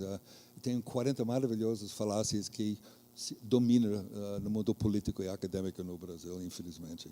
Convenções de trabalhos acadêmicos escritos, resumos, sinopses, resenhas e relatórios, dissertações e teses, currículo vitae, questões de estilo de redação na apresentação de pesquisa, princípios de avaliação de trabalho de pesquisa e, finalmente, ética e pesquisa. Então, em 2004, eu com a Andrea Filatro, que muitos de vocês devem conhecer, e Cláudio Andrei, fizemos uma pesquisa sobre as pesquisas em educação à distância nos 5 anos anteriores. Brazilian Research on Distance Education, de 99 a 2003. Somos nós, os 3 autores, 10 anos atrás, todo mundo muito jovem, com cabelo, mais ou menos cabelo. As universidades principais que ofereceram dados, UNB, UEJ, Santa Catarina ganhou de todos eles, porque tinha um líder, Ricardo Bárcia, a Universidade Federal de Santa Catarina ganhou muito dinheiro do Estado e criou maravilhosos cursos, produziram muitas teses de educação à distância. As origens dos artigos. Enquanto achamos 847 artigos e teses no período de 5 anos, Amped forneceu apenas 10%, confirmando o que você falou sobre a Amped, que não se liga muito com a educação à distância, enquanto os congressos da ABED, revista da ABED, forneceu 90% do material de revista. Por região, o Sul, por causa de Santa Catarina, exageradamente dominante, 77%, Centro-Oeste, Sudeste, etc., artigos, tinha 352, quase 50%, teses de doutoramento, 4%, dissertações, 54%. Estou resumindo. Aqui temos os assuntos que foram tratados. Você vai ver que o maior, 40%, era multi-aplicação, que significa no fechamento. Quer dizer, não era sobre ensino médio, ensino superior, o corporativo, pode ser aplicado, servia para tudo, que significa não havia focus sério. Títulos analisados aqui, o maior é pedagogias. De novo, blá, blá, blá, sobre teorias, como formar professores, essa coisa toda. Nada de mensuração, quase nada sobre avaliação, nada sobre garantia de qualidade. 2% sobre garantia de qualidade e certificação. E, como eu vou te mostrar já, isso continua até hoje. Ok, vou terminar. 7 anos depois que nós fizemos essa pesquisa, nada mudou. José Dutra, da USP Ribeirão Preto, e sua colega Elaine Maria dos Santos, num artigo na Revista Americana de Educação à Distância, um dos 2 ou 3 mais importantes do mundo. Lead article, primeiro artigo naquele número, em 2010, análise de métodos e pesquisa, assuntos de pesquisa numa amostra de publicações no Brasil na educação à distância, de 92 a 2007. As conclusões: pesquisa qualitativa continua dominando, quantitativa não. Metodologia predominante, exploratória, que significa não sei onde eu estou indo, mas vamos ver. Não tem muita sistematização de não sei onde eu estou indo. Predominantemente exploratória, estudo de caso. Não, em nossa universidade, em nossas universidades, que bonitinho, não é? Mas, come on, isso é provinciano.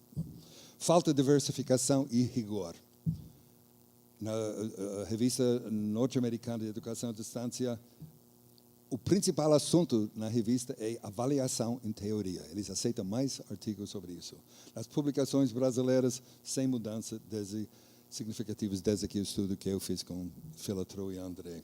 Pesquisa no Brasil demonstra, são as palavras do Dutra, pesquisa no Brasil demonstra incipiência e pouca maturidade. Gente, muito obrigado pela atenção.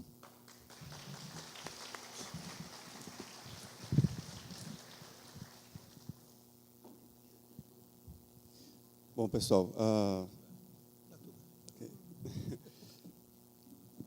como nós começamos 35 minutos em atraso, não exatamente por motivo nosso, mas realmente estamos com a hora avançada. Mesmo assim, pela polêmica que deve ter provocado tanto a fala da Diana quanto do Lito, eu creio que alguns de vocês queiram propor alguma reflexão ou intervenção para que eles possam comentar. Se quiserem, podemos abrir 1 ou 2 sessões de blocos de perguntas, não mais do que 2, para a gente poder passar a palavra a eles. Enquanto a Márcia pega o microfone ali, eu agradeço novamente aos colegas pelas intervenções. Eu disse polêmicas porque não concordo necessariamente com tudo, mas muito interessante as propostas de análise. Muita coisa interessante nas 2 falas. Muitos dados, uma ideia legal do Pomar, e acho que temos elementos aí para continuar uma conversa no futuro com ambas as partes. Pode falar? Está no microfone aqui. Quero agradecer, claro, eu também faço parte do grupo aqui da UFSCar. Pode falar mais alto. Mais alto? Sim. Então, tá bom. Mas a minha pergunta vai para a Adriana. Gostei bastante das suas ideias, da forma como você organiza o trabalho em grupo. E a minha pergunta é na questão de formação docente. Se você falou que são inúmeras as questões que vocês abarcam no grupo. Eu gostaria de saber, assim, curiosamente, se formação docente já tem alguma coisa publicada ou, enfim, se é um foco do grupo. Tá? Obrigada pela palestra. Mais alguém? Bom, essa mesa foi interessante porque revelou uma contradição e eu acho que esse diálogo acho que vai ser muito interessante, porque primeiro essa questão do que é aberto, isso eu queria colocar para a Adriana.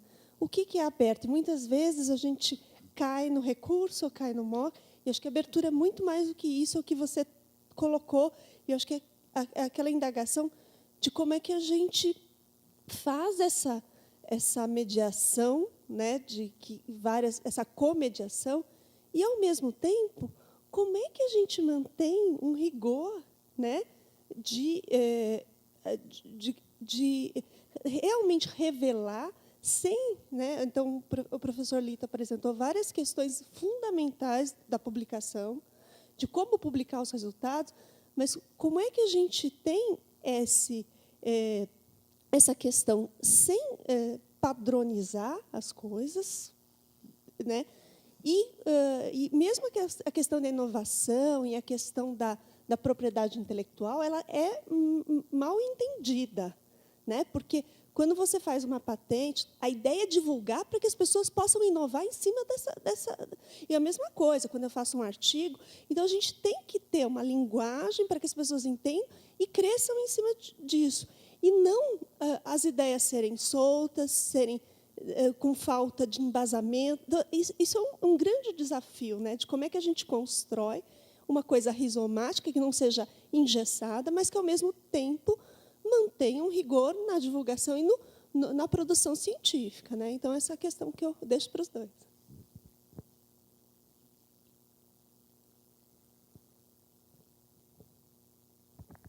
Oi, olá, eu queria fazer 2 perguntas, na verdade, ou mais uma sugestão, depois uma pergunta. Eu queria pedir para a professora Adriana se ela podia falar um pouco mais sobre essa questão da rede rizomática, que eu fiquei meio perdido.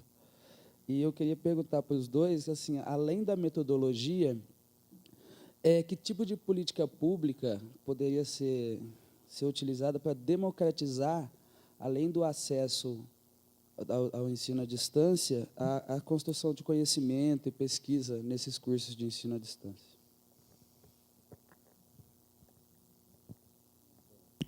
Começamos por onde? Pode começar? Tá, não, acho que não precisa. Obrigada pelas perguntas.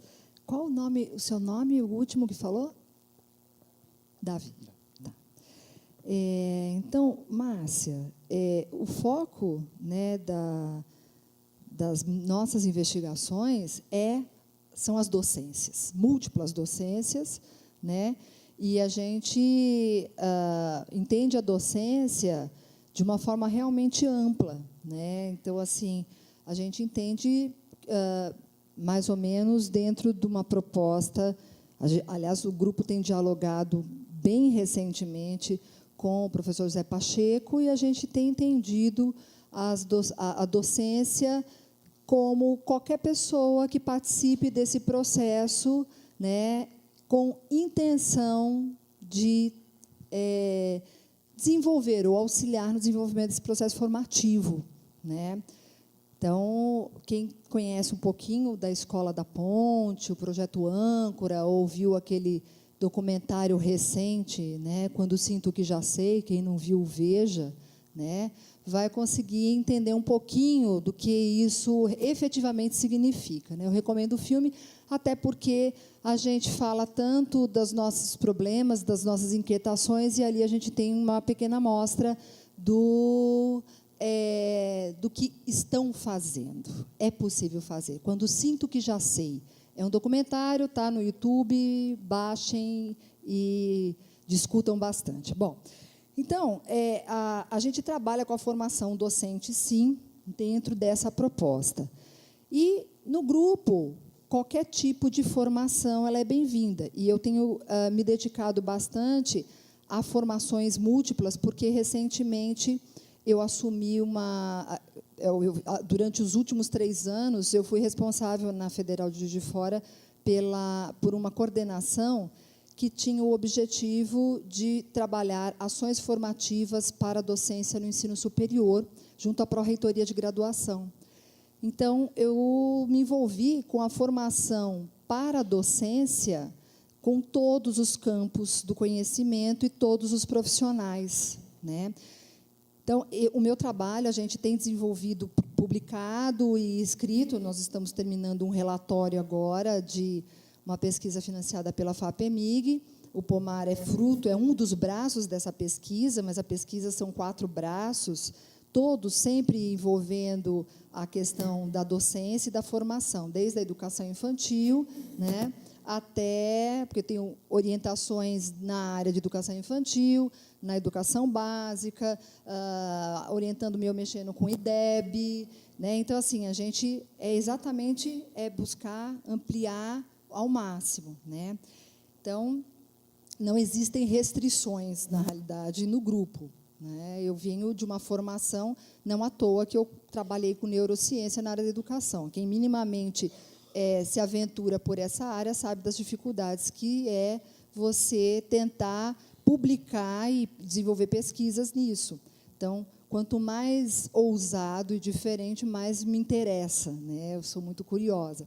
Então, não sei se eu respondi, mas a gente pode conversar depois, se você quiser, né? E aí entra um pouco na questão do que é aberto, né? Que a Paula faz. Então, a noção de abertura, ela já me instiga bastante desde que eu fiz magistério e estudei Rogers com a ideia do humanismo, né? E você acaba se questionando o tempo todo o que é essa abertura mesmo, né? E eu acho que, para mim e para o grupo, né, a gente não tem um conceito de abertura, né? Até porque, se você for conceituar, você fecha, né? Então, não dá para a gente conceituar, né, e fechar. A gente tem algumas pistas e que elas vão cada vez mais se transformando em mais perguntas.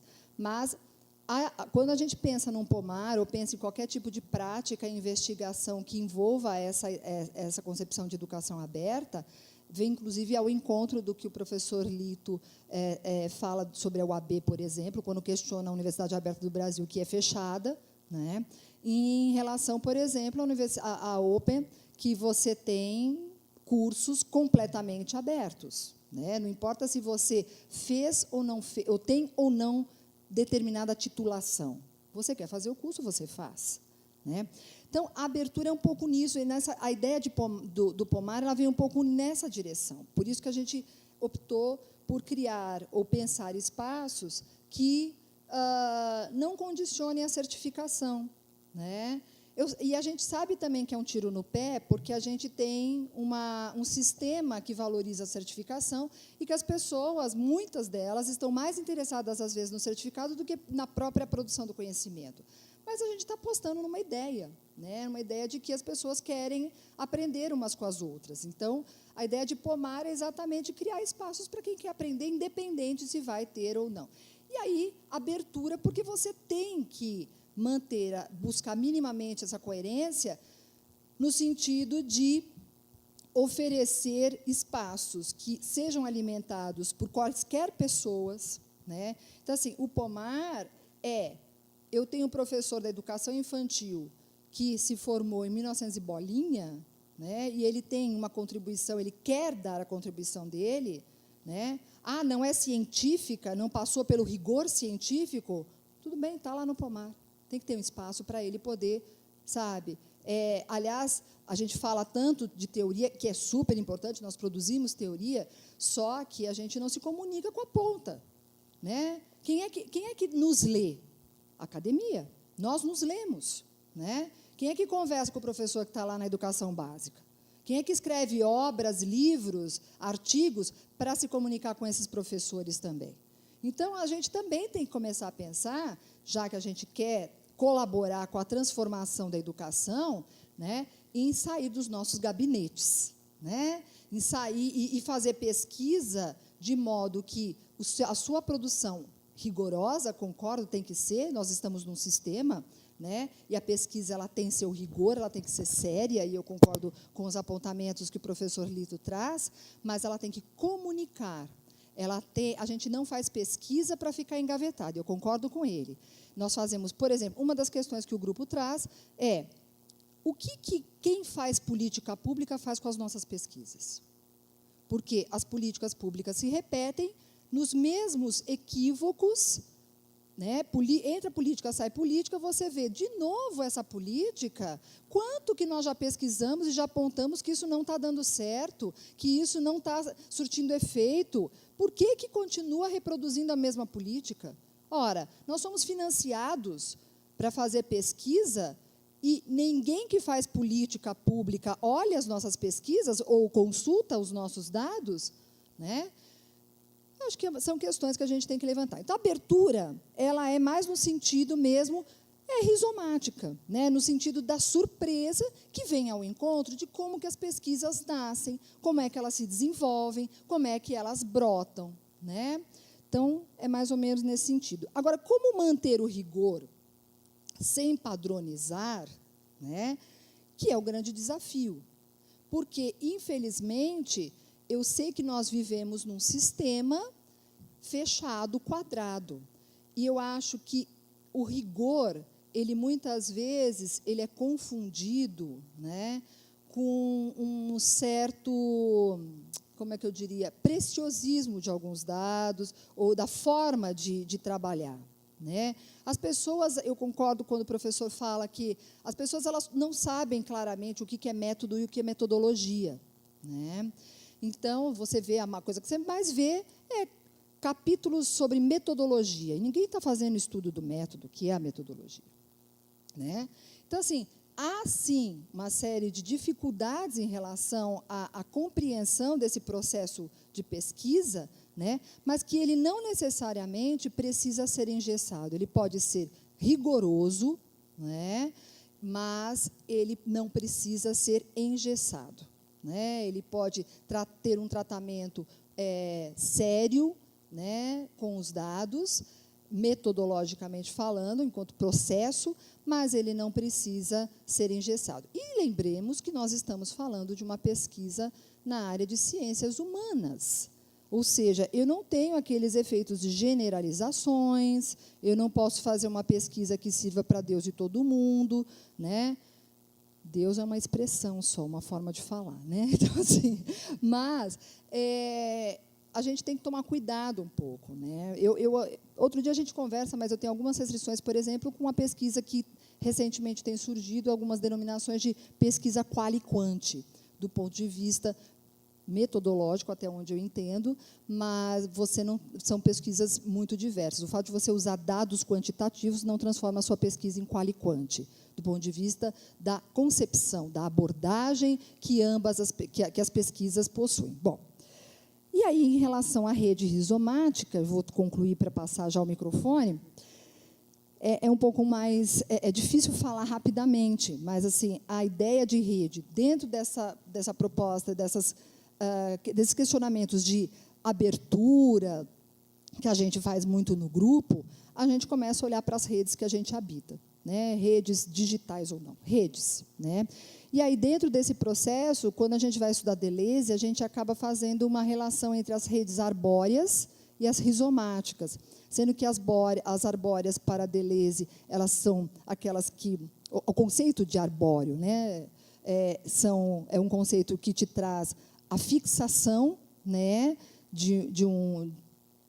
no caso, vem da biologia, né, mas a fixação de um processo para a gente, né, e a gente tem percebido que as redes sociais que a gente habita, elas têm mais uma postura arbórea, né, por mais que as raízes possam penetrar um pouquinho mais para lá ou para cá, né, a gente não ousa muito nessas redes, né? A gente percebe que as pessoas elas tendem mais a criar redes de afinidade, né? Ainda temos uma mentalidade de redes de aproximação, de afinidade, né? Então, eu busco mais assuntos que me interessam e eu não ouso tanto ir além daquela rede. Então, a ideia de rede rizomática ainda é uma utopia, porque é uma rede que eu efetivamente praticaria a braconagem. A braconagem vem no sentido de fazer parceria com a rede rizomática, uma rede que eu absolutamente sei para onde vai. E eu estou nela e quero estar. Né? A rede da ousadia. Né? Então, de eu me atirar efetivamente na rede para ver o que dá. Né? E não ficar ali naquela minha zona de conforto, né? Tirando da rede, inclusive, quem me atrapalha ou quem não pensa como eu. É mais ou menos isso. Mas a gente conversa um pouquinho mais. Obrigada.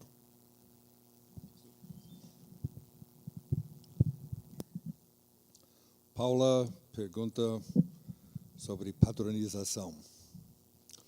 Já falei sobre o que é a padronização. A gente identifica os critérios do que é convincente e o que não é convincente, que está nas revistas científicas e nas boas bancas examinadoras, não os compadrescos, entende? Amigos do rei, essa coisa toda. As bancas no Brasil normalmente são de defesa de tese são compostas pelos amigos. Ai de você se você não tem amigos na sua banca, entende? Todo relatório de pesquisa tem que ter uma estrutura persuasiva, que começa dizendo, eu vou tentar demonstrar que minha ideia minha tese é isso, isso, isso, isso. É como levar um visitante para visitar seu jardim. Você pega o leitor pela mão, abre a porta do jardim, entra e diz, olha aqueles arbustos aí, eu plantei eles, nos atrás, eles brotam, vamos continuar andando, vamos ver mais coisas. Então, a argumentação de uma tese, de um artigo científico, tem que ter essa mesma estrutura de prometer, comprovar suas ideias, mostrar a evidência, e chega no fim, viu? Eu te comprovei? Não, eu preciso admitir, nos meus 35 anos da USP, eu fui convidado para participar de bancas examinadoras pouco. Por quê? Porque eu sou o tipo chato que diz, o imperador está sem roupa. Sua tese promete no início provar que esse é o caso e não faz nada disso. Está reprovado? Claro, com isso você está reprovando o orientador também, que deixou a tese chegar a esse ponto. Mas eu tenho que eu faço a barba, eu fazia a barba todo dia, eu tinha que olhar no espelho e dizer, estou sendo honesto nesses processos. E tem pessoas que se curvam, entende, pelo jogo político. Então, a padronização está nas revistas e nas boas bancas examinadoras. Okay? E mesmo boas universidades, frequentemente, não têm boas bancas examinadoras. Segundo, pergunta no final, sobre políticas públicas. Eu tenho uma boa notícia para você. Começando no próximo congresso da ABED, estamos começando uma nova atividade que a gente espera que seja repetido. The ABED Debates, como os debates ABED.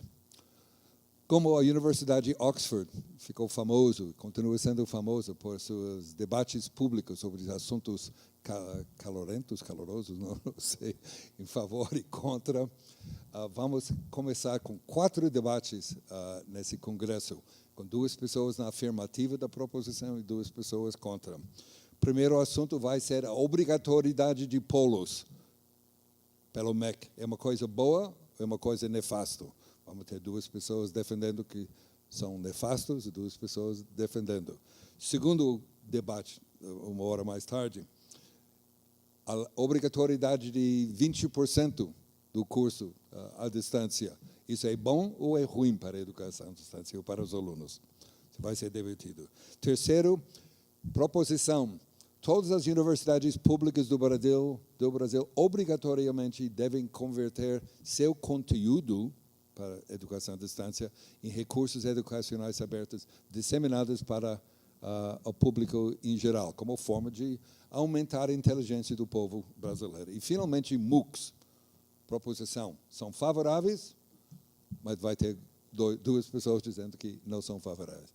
Entende? Então, tem formas de debater políticas públicas numa arena isento de rancor, e isento de poder e medo de perder o poder, essa coisa toda. É só uma questão de trabalhar num espírito científico, isento, tentando ser objetivo. Mas obrigado pela pergunta, foi muito boa. Obrigado. Eu acho que vamos dar por encerrado, dado o avançado da hora. E, apesar do avançado da hora, nós cumprimos o prazo de menos de 2 horas de conversa, que nós começamos muito atrasado. Mas peço desculpas e agradeço pela paciência de todos e todas por ficar até agora. Agradeço mais uma vez ao professor Lito. Muito obrigado por aceitar o convite de estar aqui conosco nesse debate. Agradeço à professora Adriana. Obrigado por ter nos visitado aqui nessa universidade que estamos há algum tempo. Obrigado.